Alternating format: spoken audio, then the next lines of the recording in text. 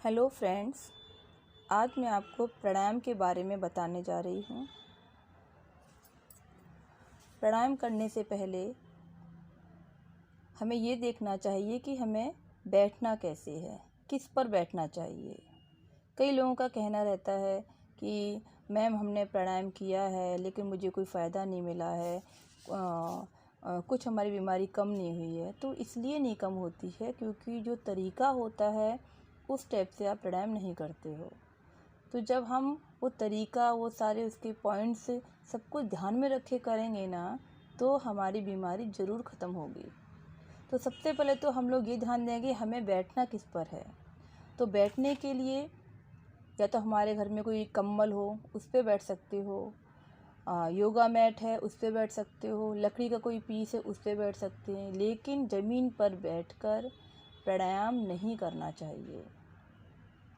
दूसरा तरीका हमारा ये है कि किस किस तरीके से हम बैठ सकते हैं। कई लोगों का रहता है कि मैडम ऐसे बैठें या कैसे बैठें।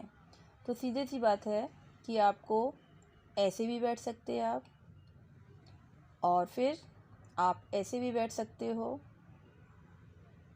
और जिनको घुटने मोड़ने को नहीं होता है वो टांग फैलाकर भी बैठ सकते हैं। और जिनको ज़मीन पे बैठने को नहीं होता है वो लोग चेयर लेकर भी बैठ सकते हैं। और कुछ लोग होते हैं जिनको हर तरीके से प्रॉब्लम होती है, उठने बैठने को नहीं होता है, वो लेट कर भी प्राणायाम कर सकते हैं। कुछ प्राणायाम हैं जो लेट कर सकते हैं। आज मैं भस्त्रिका प्राणायाम के बारे में बताने जा रही हूँ। तो भस्त्रिका प्राणायाम में आप इन सारी पोजीशन पे बैठकर, लेटकर आप प्राणायाम कर सकते हो।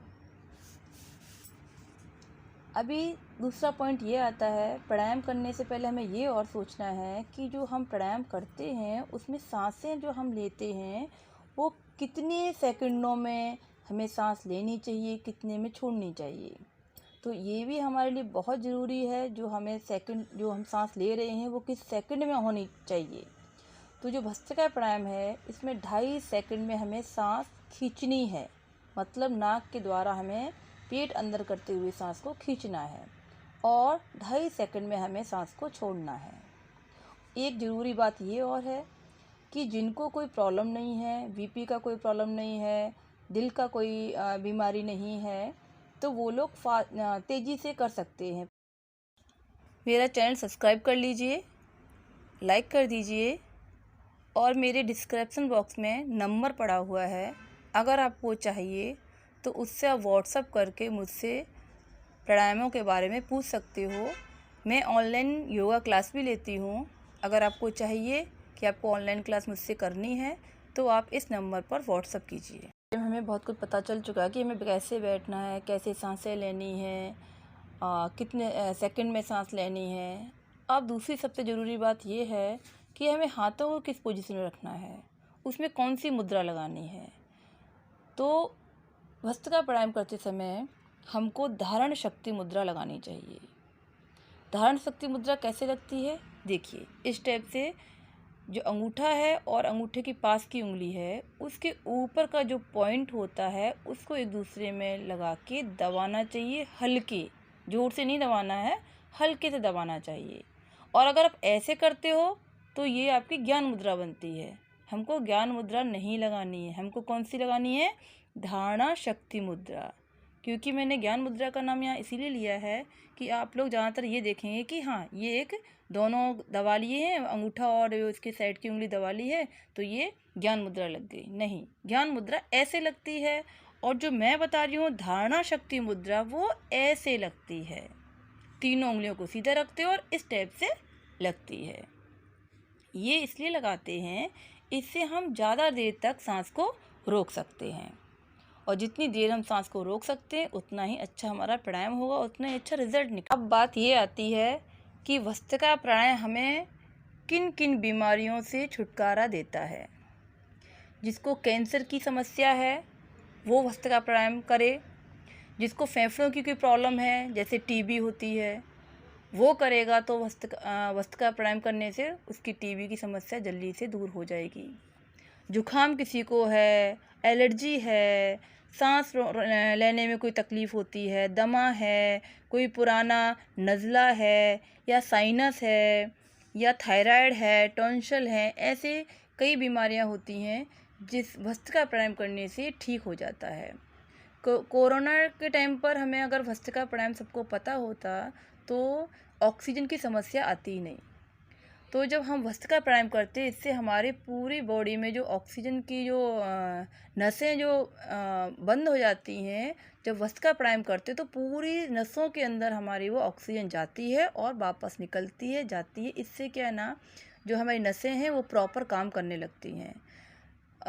सांस में जो प्रॉब्लम होती है, लोग सांस नहीं ले पा रहे हैं, और कोरोना के टाइम पर यही चल रहा था कि लोगों को सांसें रुक रही थी, ऑक्सीजन नहीं प्रॉपर मिल पा रही थी। उस टाइम भस्त्रिका प्राणायाम बहुत अच्छा था। अब सवाल ये उठता है कि भस्त्रिका प्राणायाम हमें कितने मिनट तक करना चाहिए, कम से कम कितना और ज़्यादा से ज़्यादा कितना। तो भस्त्रिका प्राणायाम हमें कम से कम 5 मिनट, और कोई गंभीर बीमारी है, कोई गंभीर रोग है तो हमें 10 मिनट। और आप सुबह भी 5 मिनट भस्त्रिका प्राणायाम कर सकते हो और शाम को भी कर सकते हो। दिन में 2 बार भस्त्रिका प्राणायाम कर सकते हो। जिसको कोई ज़्यादा प्रॉब्लम नहीं है वो एक टाइम भी भस्त्रिका प्राणायाम कर सकता है। लेकिन ध्यान दीजिए, 5 मिनट से 10 मिनट के बीच में ही आपको भस्त्रिका प्राणायाम करना है। लेकिन जिनको सुबह के टाइम नहीं है, शाम को करना है, उनको किस टाइप से करना चाहिए? तो जो शाम के टाइम करना चाहते हैं भस्त्रिका प्राणायाम, उनको इस बात का ध्यान देना चाहिए कि खाना खाने के 5 घंटे बाद ही भस्त्रिका प्राणायाम हो या कोई दूसरा प्राणायाम हो, 5 घंटे का गैप लेते हुए आपको प्राणायाम करना चाहिए। ऐसा नहीं है कि आपने खाना खाया और 2 घंटे के बाद आप प्राणायाम करने लगे, वो गलत है। वैसे नहीं करना चाहिए। कम से कम 5 घंटे का गैप होना चाहिए, तभी आप प्राणायाम कर सकते हो। अब समस्या ये आती है कि अभी भी आपकी प्रॉब्लम ख़त्म नहीं हुई है। अब आप एक्वा प्रेशर पॉइंट पे आइए। जब भस्त्रिका प्राणायाम हमने कर लिया ना, अब आप एक्वा प्रेशर पॉइंट देखना है कि एक्वा प्रेशर पॉइंट किधर होते हैं। तो ये फेफड़ों की अगर प्रॉब्लम होती है, भस्त्रिका प्राणायाम वैसे फेफड़ों और थायराइड के लिए हम लोग करते हैं, तो फेफड़ों की प्रॉब्लम अगर है तो ये देखिए, फिंगर्स के नीचे की लाइन जा रही होती है, इसको हमें दबाना है। इसमें हमें ढूंढना है कि हमारा आखिर फेफड़ों में किधर प्रॉब्लम है, किधर बीमारी है। तो जब आप इसको दबाओगे ना, तो आपको यहाँ कहीं दर्द होगा। एक कोई पॉइंट होगा, 1 या 2 पॉइंट्स होंगे जहाँ आपको दर्द हो रहा है। तो आप बारी बारी से उनको दबाना है। अगर जैसे आपको 2 या 3 पॉइंट मिल गए, तो एक बार इसको दबा लिया, फिर इसको दबाया, फिर इसको दबाया। इस तरीके से दबाते हुए आपको बार बार पॉइंट्स को दबाना है।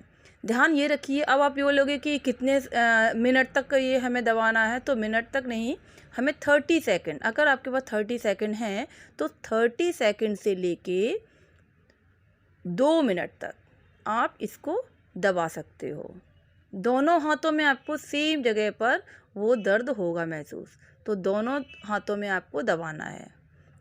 तो दोनों हाथों को आप डेली 30 सेकंड से लेके 2 मिनट तक आपको ये पॉइंट्स दबाने हैं। ज़्यादा ज़ोर से नहीं दबाना है। कभी क्या होता है ना, बहुत तेज़ दर्द हो रहा होता है और हम ज़ोर से दबा देते हैं, उससे बच्चा हो या बूढ़ा हो, कोई भी हो, तो बेहोश हो सकता है। तो आपको धीरे धीरे जितना वो बर्दाश्त कर सके ना, बस उतना ही दबाना है, ज़्यादा ज़ोर से नहीं दबाना है। लेकिन हाँ, नियम से दबाना है, टाइम से एक जैसा। आज स्टार्ट कर दिया तो लगातार आप इसको दबाना है, कोई छुट्टी इसमें, कोई कुछ गैप नहीं होना चाहिए, लगातार इसको दबाना है। दूसरी आती है कि थायराइड अगर प्रॉब्लम है तो किधर दबाना चाहिए। तो देखिए, अंगूठे के ऊपर का हिस्सा है ना, ये जगह, यहाँ से लेके यहाँ तक, इतने अगर चाहिए तो आप पेन से निशान लगा सकते हो। थायराइड की है समस्या, तो अब यहाँ पर आपको पॉइंट्स मिलेंगे, उस पॉइंट्स को लेके आपको दबाना है। 1 पॉइंट भी मिल सकता, 2 भी मिल सकते, 3 भी मिल सकते, तो बस उन्हीं पॉइंट को आपको दबाना है। और जैसे जैसे ये पॉइंट्स आप दबाते जाएंगे, कुछ दिनों के बाद ये पॉइंट्स का जो दर्द है वो धीरे धीरे करके कम हो जाएगा। अगर ये दर्द कम होता गया और बिल्कुल गायब हो गया, तो समझ लीजिए आपको वो अब बीमारी नहीं रही है बॉडी में। तो एक्वा प्रेशर पॉइंट भी बहुत ज़रूरी होता है। प्राणायाम करने के बाद एक्वा प्रेशर पॉइंट भी दबाना चाहिए। अब सबसे मेन बात ये है कि अब हमें भस्त्रिका प्राणायाम करते समय सांसें कैसे खींचनी है, कैसे छोड़नी है वो। तो देखिए, पहले आप इस तरह से बैठ जाइए और सांस को आप बाहर की सांस को नाक के द्वारा आपको खींचना है। अभी कुछ लोग होते हैं नाक के द्वारा खींच लेते हैं, पर उन्हें क्लियर नहीं मालूम हम करेक्ट कर रहे कि नहीं कर रहे। तो जब नाक से आप सांस खींच रहे हैं ना, तो गले में आपको ठंडक महसूस होनी चाहिए। अगर आपको नाक से सांस खींचते समय गले में ठंडक सी महसूस हो रही है, तो आप परफेक्ट भस्त्रिका प्राणायाम कर रहे हैं। तो देखिए, और जब आप सांस खींच रहे हैं तो जो आपका पेट है वो अंदर जाना चाहिए, बाहर की तरफ नहीं निकलना चाहिए। देखिए, एक बार मुझे देखिए ध्यान से। देखिए, मैं नाक से सांस लूँगी, पेट देखिए मेरा अंदर गया, और जब छोड़ूंगी तो नाक से सांस वापस छोड़ूंगी, अब पेट बाहर आया है। यानी कि ये मेरा एक हो गया 2.5 सेकंड में। मेरा ये 2.5 सेकंड में हमने लिया और 2.5 सेकंड में छोड़ा, यानी कि 5 सेकंड के अंदर मेरा एक भस्त्रिका प्राणायाम हो गया। एक बार वापस से मैं आपको दिखा रही हूँ। देखिए, नाक से सांस लूँगी, उसमें गले से भी, नाक से खींच जरूर रहे, सांस ले जरूर रहे, लेकिन गले का भी उसमें इफेक्ट पड़ेगा, क्योंकि इस टाइप से देखिए, आप कोशिश कीजिए, नाक से जब सांस ले रहे हैं ना, तो मुझे गले में ठंडक लग रही है, यानी कि नाक से और गले में ठंडक हो रही है, तुम प्रॉपर तरीके से भस्त्रिका प्राणायाम कर रहे हैं। और बस ये ध्यान रखना है, जब आप नाक से सांस खींचें तो गले में ठंडक होनी चाहिए, ठंडा ठंडा महसूस होना चाहिए, और पेट जो है वो बाहर की तरफ नहीं होना चाहिए, अंदर की तरफ होना चाहिए, अंदर की तरफ बिल्कुल होना चाहिए। तब हमने सांस ले ली 2.5 सेकंड में, और जब छोड़ेंगे तो जब सांस नाक से छोड़ेंगे तब पेट बाहर आ जाएगा। तो इस टाइप से आपको भस्त्रिका प्राणायाम करना है। अगर आपको समझ में नहीं आता है तो बार बार मेरा वीडियो रिपीट करके आप देख सकते हो। भस्त्रिका प्राणायाम करते समय आँखों को सहजता से बंद कर लीजिए और पूरा ध्यान अपनी सांसों पे रखिए। इससे आपका मेडिटेशन भी होता रहेगा और आपका भस्त्रिका प्राणायाम भी होगा।